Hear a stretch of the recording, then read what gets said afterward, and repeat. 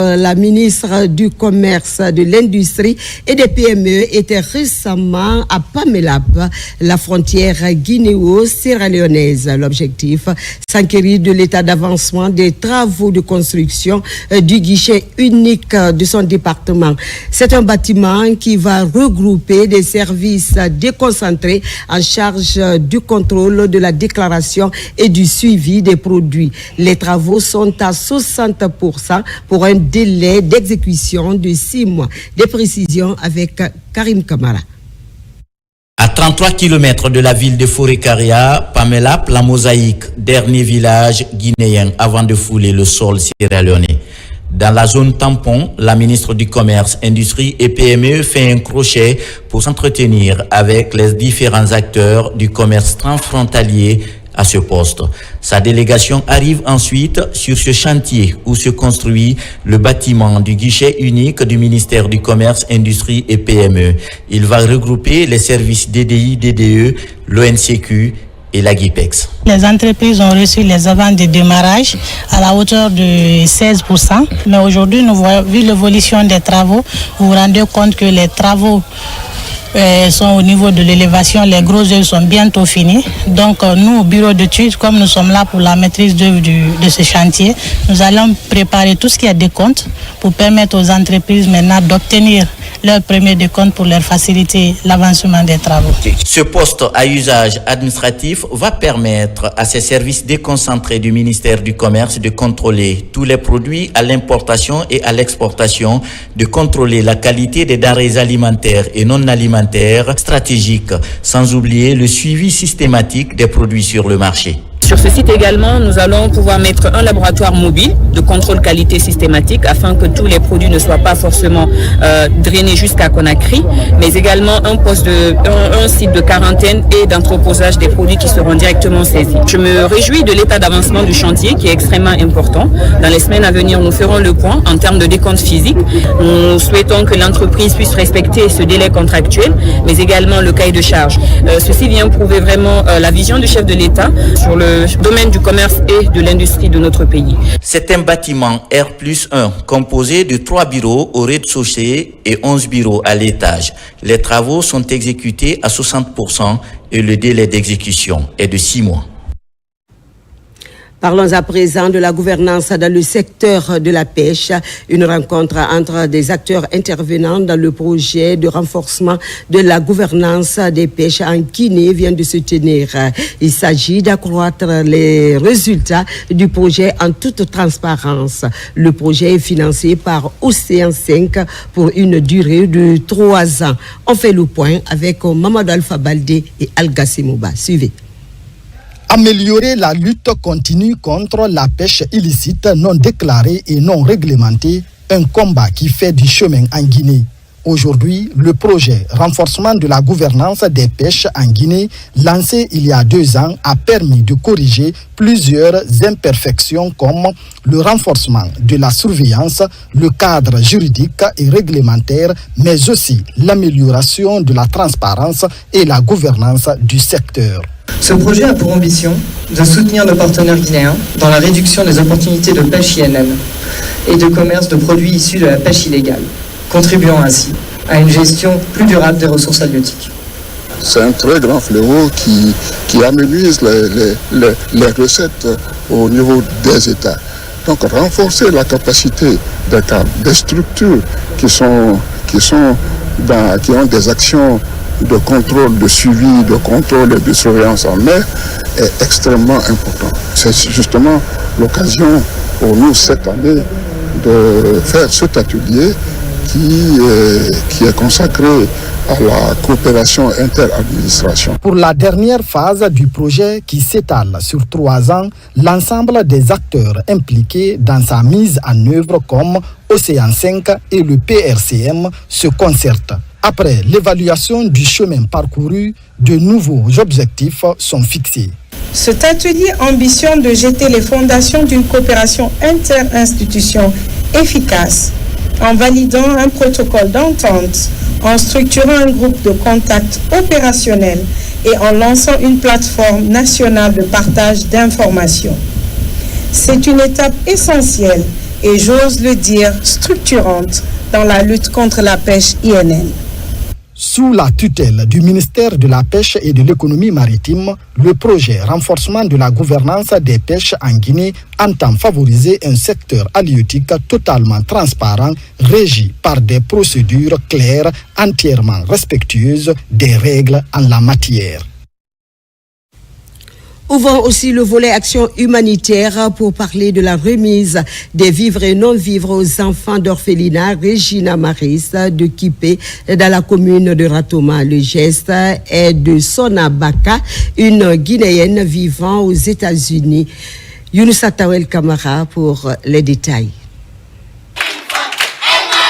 C'est avec des chants et des danses que les enfants de l'orphelinat Regina Maris de Kipé dans la commune de Ratoma accueillent ce geste de solidarité de la part de Sona Kaba. Cette femme offre un don de vivres et non-vivres composé de denrées alimentaires et des habits pour enfants. Une manière pour cette dame de voler au secours de ces tout petits privés de la chaleur parentale. Ces enfants auraient voulu naître dans des familles aisées, avoir de l'affection. Il y a Sona Kaba qui est aux États-Unis qui a pensé à ses enfants, à leur faire plaisir parce que c'est la volonté de Dieu. Ils n'ont pas choisi cette vie. Je voudrais que tout bon musulman et tout bon chrétien qu'on pense à ces enfants déshérités. La directrice de cet orphelinat a exprimé sa gratitude pour cet élan de générosité de Sona Kaba.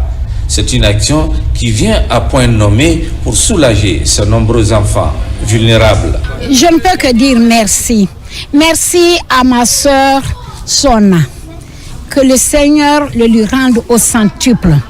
Le don est venu au bon moment parce que vu la couture et les basins, les jolis basins et les brodés que je viens de voir, vraiment, ils n'ont rien à envier aux enfants qui sont au dehors. Vous qui donnez, que ce soit les grands donateurs de ce pays, chrétiens ou musulmans, tous ceux qui ont la bonne volonté, les bons samaritains qui viennent au secours à ces enfants, que ce soit nous qui avons eu le choix de venir nous occuper de ces enfants, nous travaillons pour la même cause. À travers ce don de vivre et non-vivre, Sona Kaba exprime ainsi sa volonté d'assister les enfants défavorisés qui ont souvent besoin d'un soutien supplémentaire pour leur bien-être et leur développement. Et puis Tawel, des sacs de riz aussi pour les nécessiteux des 22 quartiers de Dixine. C'est un geste du mouvement Dixine fait Doumbouyafi. L'objectif est de soutenir ces citoyens, mais aussi les autorités du CNRD dans la promotion du vivre ensemble. N'est-ce pas, Nabila Moussa Kamara? On t'écoute. La distribution des sacs de riz aux citoyens se poursuit dans la commune de Dixine. Elle est entamée par le mouvement Dixine fait Doumbouyafi depuis le début du mois saint jusqu'à la fête de Ramadan. Dans les foyers et dans les rues des quartiers de Dixine, des citoyens reçoivent leur part de sacs de riz. Cette action de solidarité vise à améliorer les conditions alimentaires des ménages. C'est le déroulé de nos activités, comme on a dit avant le Ramadan, qu'on allait distribuer des vivres. Et avec nos petits moyens toujours, on essaie de soulager un peu la population. Donc on a fait un peu le tour, donc on a partagé. Ça continue jusqu'à la fin du Ramadan. Un remerciement particulier au recteur de l'université qui nous a mis du riz à disposition. Et tous ceux qui veulent se joindre à nous, le mouvement est ouvert et avec l'aide de tout le monde, je pense qu'on peut arriver. Et tout ça, c'est fait au nom du président de la République. Accompagnés par le président de la structure, les membres du mouvement Dixine fait Doumbouyafi ont dans leur mission assisté de nombreux nécessiteux. Les endroits où la population exprime d'énormes besoins sont les principales cibles. On ne cible pas particulièrement un quartier ou une zone particulière. Donc quand on voit des gens qui sont dans le besoin, c'est visible à l'œil nu et tout ça. Vous étiez avec nous à Afia, vous avez vu l'engouement, donc à Dixine aussi. Donc on voit des vieilles personnes, des vieilles dames, surtout la priorité est donnée aux femmes. Le mouvement Dixine fait, on est fiers et puis on remercie le président Mamadi Doumbouya pour tout ce qu'il a fait pour nous pour le Ramadan. Et on est content aussi. L'objectif de cette distribution des sacs de riz est d'améliorer le bien-être et le vivre ensemble de la population, conformément à la vision du président de la République, général Mamadi Doumbouya. Et enfin, une bonne nouvelle pour les amoureux de la nature. La première édition de la Nuit des merveilles de Guinée se tiendra le 4 avril prochain dans un hôtelier de la place.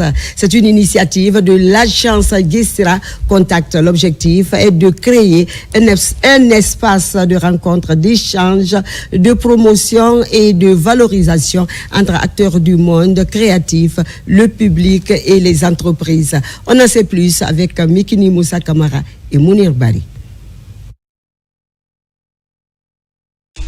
La Nuit des merveilles de Guinée est un espace de rencontre, d'échange, de promotion et de valorisation entre acteurs du monde créatif, le public et les entreprises. L'événement est piloté par l'agence Guessira Contact, une entreprise composée des professionnels du monde des médias et de la culture. La Nuit des merveilles de Guinée est une soirée artistique et culturelle de valorisation, surtout de présentation, de valorisation et de promotion des acteurs, des acteurs intervenant dans le monde créatif et dans le monde de l'innovation. Défilé des modes, prestations artistiques, tombola et la vente aux enchères seront au menu de cette soirée. Et c'est le 4 avril, le vendredi 4 avril 2025. Ça sera à partir de 19h, à l'hôtel Mariador. Créée en 2021 à Conakry, l'agence Guessira Contact a contribué à la conception du spectacle sur l'eau avec 40 artistes guinéens lors de l'exposition de Dubaï 2022 et le Salon international du textile africain 2023. Et voilà qui met fin à cette édition d'information. À la réalisation, Nabila et Moussa Kamara sous l'œil vigilant de l'équipe technique du jour. Merci de votre attention. Prenez soin de vous et de vos proches car chaque jour est une vie. Excellente suite de programme à vous et bonsoir chez vous.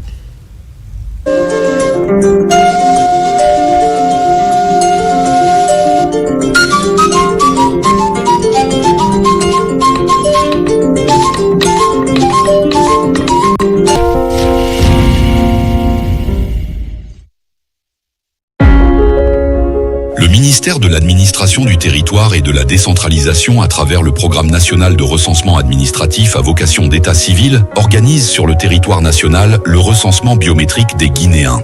Pour cette étape, ces opérations de recensement biométrique concernent les citoyens guinéens âgés de 10 ans et plus afin de constituer le registre national des personnes physiques, RNPP, et le fichier électoral biométrique. Elles se dérouleront du mardi 15 avril au vendredi 30 mai 2025 dans toutes les communes et du mercredi 30 avril au mardi 20 mai 2025 dans les ambassades et consulats concernés.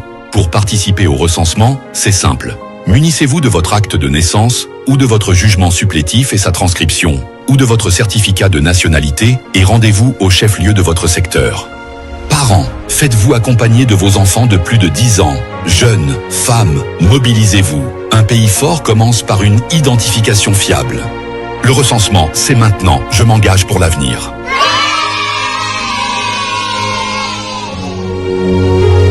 Spécialement pour vous, la pâte dentifrice spéciale LG devient le nouveau Spécial Plus. Nouvelle formule, nouveau look pour des dents plus blanches, une haleine plus fraîche. Spécial Plus, goût frais, mousse onctueuse, sourire radieux. C'est ça le dentifrice Spécial Plus. Découvrez le dentifrice Spécial Plus dès aujourd'hui. Dentifrice Spécial Plus, votre sourire suffit. Spécial Plus, distribué par la société Foigny et Frères. Ils arrivent enfin. J'ai signé le contrat. Dadju et Taïk. Après avoir enflammé les plus grandes scènes du monde, ils débarquent à Conakry ce 19 avril sur l'esplanade du Palais du Peuple pour vous faire vivre une expérience inédite. Et oui, Dadju et Taïk au paradis. Le 19 avril, l'esplanade du Palais du Peuple sera le théâtre d'un moment inoubliable. Ils reviennent avec un nouvel album et un spectacle comme vous en avez jamais vu. Un show VIP unique ce 19 avril à partir de 19h sur l'esplanade du Palais du Peuple. Dadju et Taïk, c'est que des hits et des moments incroyables. Les prémices de la Biennale de Guinée. #Biegip. Entrée simple, 500 000. Régulier, 1 million. VIP, 2 millions. VVIP, 3 millions. Réservation uniquement sur le 627 90 90 86 ou sur meurlibreprod.com. Sponsor Orange Guinée, Air France, Fondation KPC, Sogibek et Sigui. Partenaire Branding Guinée, Noumotel, Baïssa, Paycard, Innovacom Guinée, 2A2S, Femme Academy, Indigo, Leadernet, Easycom. Une organisation MLP. Hôpital Moyal. O ministère kippuɗo fiire murundum e newgongol e sabandema o fonde développement agricole foda hino uditi damal wallitirgal remoɓe ɓen fof e telemmaka ballal muɗi hewtineɓe e ɓoreji remuri mon ɗin landide ballal jawdi finde hitande 2025 ɗo ko o remayɓe neyayɓe entrepreneur ɓe agropastoral heɓe ballal mbuɗi gila 50 millions ha 3 milliards de francs guinéen hara coggu wo fawaka hoore mum ko ɗum tigi hunde fawetake e hoore mum ka yoɓɓutugol fewtine e ɓoreji mo remuru ɗin e o programme jano innaɗo Mandu 2040 nde ɓore hittunde e o ministére kippuɗo fiire murɗum e newgongol e dow nde fodare hulande on hittunde e o ministre Félix Lama woto on accu nde moƴƴere ɗo laawo on hewtinde kayitiji mon ɗin ka internet e o plateforme ɗo www.fale.foda.gov.gn aɗo ñande 6 avril hitande 2025 23h59 si ɗo faala